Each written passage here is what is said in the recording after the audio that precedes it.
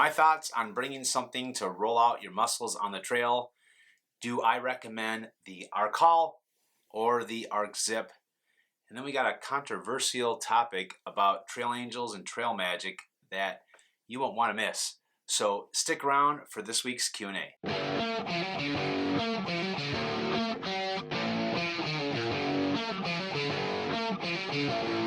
What is happening, everyone? Welcome back to the channel, Follow Bigfoot.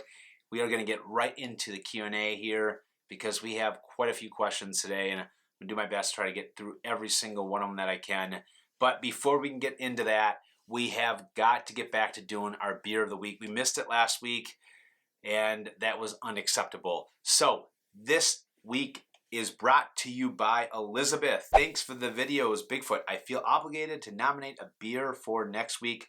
Try the Baja's Short Pants Lemon Shandy. I feel it's a true proper shandy compared to Liney's Summer Shandy. Well, I stopped down at my local liquor store and picked up a 6-pack of these bad boys, and we are going to give them a try.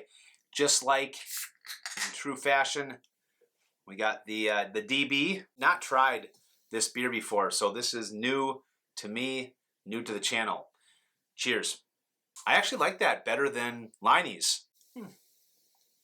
This is pretty good. Can you recommend an approximate 20-mile section hike in the southern half of the AT for newish backpackers? Something not too hard, but with interesting views. All right, I got two for you. First one is Max Patch to Hot Springs. It is about exactly 20 miles. It's not going to be too difficult. You're going to have some absolute amazing views if you've never been on Max Patch before. It's definitely one of my top 10. Key here is it meets your requirements. You're going to get some great views. You got a little bit of a climb going up Walnut, and then you get to hike all the way into the trail town of Hot Springs. So from a logistics standpoint, really easy to kind of manage all of that out. All right, next 20-mile section is a section that I've recommended quite a few times here on the channel. It's a portion of that section. It's going to be from Catawba, Virginia to Daleville, Virginia. What you're going to do is you're going to be able to see the second most photographed, maybe it's the most photographed area of the entire AT because it is absolutely breathtaking. McAfee Knob. So you get a chance to climb up, you get to see that, and then you get to do Tinker Cliffs, which is pretty darn cool. And then you'll hike down into Daleville. You got a few different, or two different shelters in that area. Works well for mileage, a great weekend backpacking trip. And from a logistics standpoint, very simple, very easy between trailheads there. So Catawba to Daleville is my second choice. You mentioned the URsack. I just had put it in my cart on Amazon 2 days ago. And before I closed the deal, I saw on Evan's Backpacking YouTube channel, episode 18, number 13, a guy whose URsack was slashed open and emptied by a bear.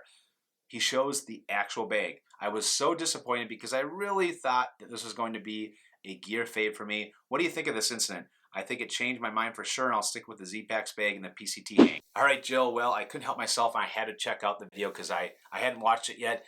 And yeah, that bear definitely slashed that sucker open. But I do want to say this. URsack does have a guarantee, a lifetime guarantee, where if at any time you get a hole or a slash or a rip bigger than a 1/4 inch of your URsack will replace it or refund your money for the URsack. No questions asked. You just got to send it in, I'm sure. So that should give you a little bit of peace of mind. So if that ever does happen to you, just contact URsack and they'll replace it for you. Do you have any problems with calf issues or feet cramps while hiking? And what are your thoughts on rollers for these issues? Normally, I really don't have a lot of issues with cramping while I'm out on the trail. And if I do, it's just because I'm dehydrated. I have not had enough fluids. I try to drink about 6 to 7 liters of water if I can, at least every day that I'm out there hiking. The more that you get in your body, the less you're really going to have issues with cramping, or really eliminate most of all cramping. Rollers, I think, are a fantastic idea, but I don't necessarily think that you have to go out and get one of those big heavy rollers to go out and roll your muscles on the trail. I personally use my trekking pole. Now, a lot of the popularity from rollers really came from ER strongly stood behind it, strongly recommended, and I agree with them. I think it is a necessary part of your post-trail recovery. And if I myself, if I didn't do the things that I did with stretching, rolling out my lower body, taking care of myself after my hikes, I don't think I would ever have been able to do the AT in the amount of time that I did. Doing the JMT northbound this year, as far as electronics, I'm bringing my iPhone, Spot Gen 3, and camera. I am planning on using my Anchor 10,000. Is this enough juice for me to make it to my first resupply, which is day 9 at MTR? Or should I purchase one of the new wall chargers that give me the quick charge and have multiple ports? Great question. It really depends on the use that you intend on your iPhone and your camera. The Spot Gen 3, you'll have no problems being able to get through all the way to day 9 without having to recharge your batteries. But if you're out there vlogging and you're gonna also be like editing your videos, things like that, then you will probably want to upgrade to something like 20,000. That's what I brought when I did the JMT. But of course, I was doing a lot of videoing out there on the trail. Now with your phone, you're not going to have a lot of service once you get out of Yosemite. Every single tall pass, you'll have maybe just a blimp of service if you're lucky. But other than that, you can keep your phone in airplane mode the entire time. Of course, you'll use Guthook's app and those other functions, but you shouldn't be burning through a ton of juice, especially if you're using your camera to do all of your videoing and vlogging and things like that. So again, it depends on what you are using and how much you're using it for. Your iPhone, I believe, will use up about 3,000 milliamps. So your backup battery is 10,000. I don't know what your battery capacity is on your camera, how often you use that battery capacity. So I would look online and find out what the MAH is on your camera, and then you can kind of just figure out the math. How many charges do you have between both? And then kind of work your way backwards from that. Now, the Anchor Quick Charge, that is an amazing invention. I gotta say, I'm going to do a review on that. I'm going to post that sometime this month while I'm on the trail out there. I'll pre-record it here before I actually hit the trail. I have been incredibly impressed with how fast this quick charge works. I have been able to charge my 20,000 milliamp Anchor battery brick in under 4 hours. Normally that would take like 20 hours. So it is great, especially, you can get that kind of battery charge when you're going in and resupplying and just hanging around for a couple hours. If you can be able to charge 10,000 more milliamps, I mean, that's amazing. So I would look into that. Make sure though that you are actually getting all the components of the quick charge. I will talk about that in the video that I'll be doing. I'm not sure when you're hitting the JMT. Make sure you watch that video, might be able to help you out. So I'm seriously considering the Zpacks Arc Haul Zip, but I would like your opinion on it versus the regular Arc Haul. Thanks. All right, so Haul or the Zip? Well, it really comes down to personal preference, what you want. Just a couple things on the specs of both. The Haul is going to come in at 24 ounces and the Zip is going to come at 27.5 ounces.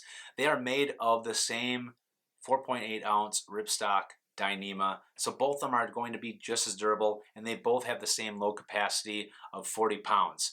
Now, when it comes to the Haul, it's going to be your traditional Zpacks pack, so it's got that mesh pocket, it's got the roll top, but with the Zip, you still have the roll top, but you can have the ability of being able to open up the entire contents of your pack without having to take everything out and get to wherever you want in your pack. I really love that feature. When I was on the OT, which was my first time really using the Zip, there wasn't one time that I actually used the roll top feature. It was just really nice. It's more organized, it's easy to do. Another thing that I like, and another thing about the Zip, is the center pocket. It's not a mesh pocket. It's completely enclosed. It's got, of course, a zipper on that, and I felt that I actually could stuff more in that center pocket than I could in the mesh pockets. But I absolutely love the Zip. I am happy with my purchase. I'm glad I went with the Zip over the Haul. But for the people out there that need to have a pack liner or don't trust not having a pack liner, then the Zip is absolutely not for you, because it just eliminates the need for the Zip function. You won't be able to do anything if you zip it open and you have a pack liner. I'd recommend the Zip if you're okay with carrying an extra 3.5 ounces. And I use the function enough that I felt it was totally worth it.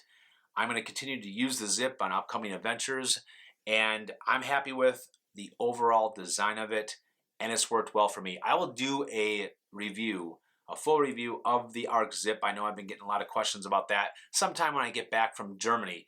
But like I said though, it just really depends on personal preference. You want to sacrifice that 3.5 ounces to have that feature, and I think that feature is worth the 3.5 ounces. Do you use laces that come with your trail runners, or do you swap them out?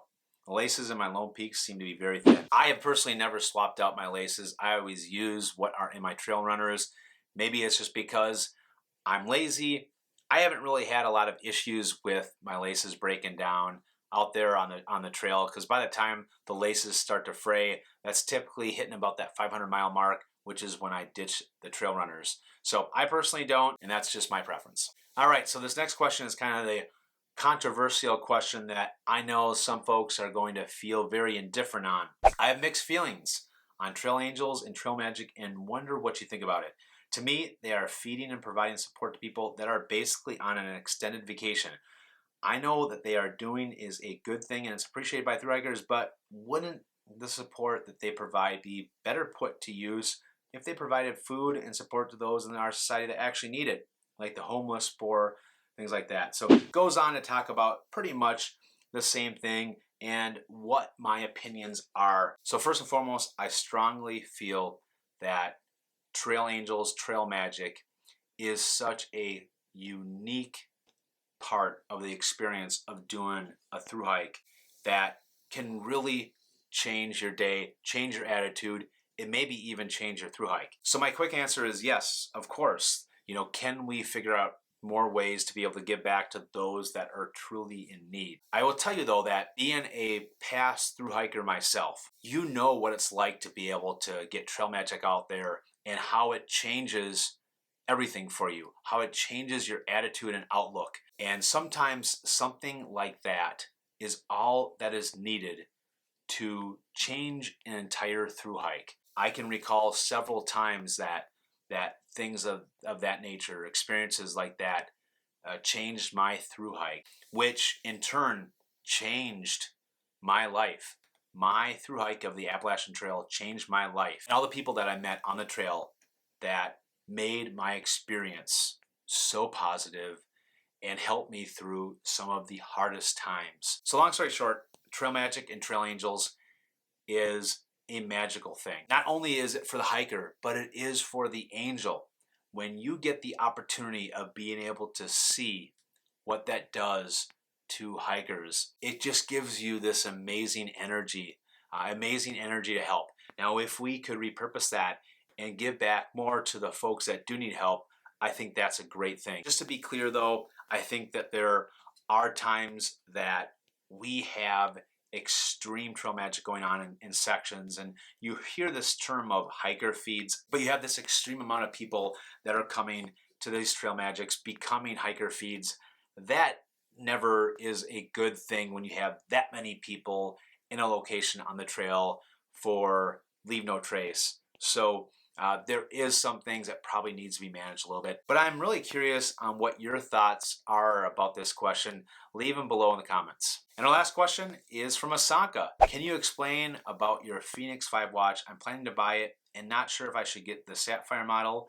And what about the bezel getting scratched? How do you get around that? Thanks. So I guess it kind of depends on maybe the line of work that you do and what kind of outdoor adventures that you're doing. If you're doing a lot of rock climbing, where this might come in contact with scratch against rock, then sapphire is probably the way to go. Really, it depends, up to you. I personally didn't think it was worth the extra money, and today I'm glad that I didn't get it because I put this thing through so much and I don't have any scratches on it. In terms of the bezel, there's been so many different times that I have scraped up against all kinds of various different things, and I honestly can't really see anywhere any scratches. I don't think it's really that big of an issue. If anybody out there has had issues, go ahead and comment below, but I would personally save a little bit of money and not go with the sapphire version. So that concludes our Q&A. Just some things about the channel.